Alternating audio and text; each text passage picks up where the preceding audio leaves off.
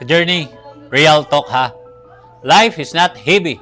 What makes it heavy is what we choose to carry.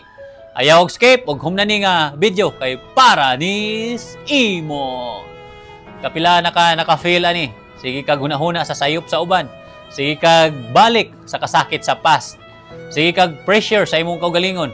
Unya maingon ka ngano murag kapoy kayo ang life. Ka journey, life becomes beautiful when we let go of negativity and focus on what truly matters. Positive connections, self-compassion, o pag-create sa atong own joy. Jim Rohn said, you must choose your thoughts the same way you choose your friends. Sa una, abi na ako happiness kay gikan sa success. Pero kadugayan, nasabtan ako. Peace comes when you forgive yourself. Dili tanang adlaw perfect, pero tanang adlaw pwede mahimong meaningful kung klaro imong purpose. Second chances are not weakness, they are wisdom.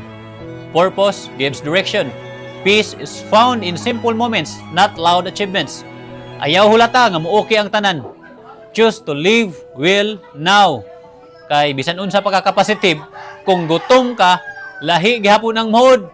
So, kaon sad ha. Kay journey, one simple action today. Let go of one negative thought. Appreciate one simple moment. Be kind to yourself. You're doing better than you think. Comment peace kung piliun nimo ang joy over noise. I-share ni sa tao nga kailangan ani karon or tag someone nga need ma-remind ani. Push, push, push yourself. Kay kung dili ikaw mo push sa imong kaugalingon, kinsa man di ay. Og ayaw kalimot, pasalamat ta sa Ginoo. Kay sa Philippians chapter 4 verse 13, I can do all things through Christ who gives me strength. Kita kits! Ka journey!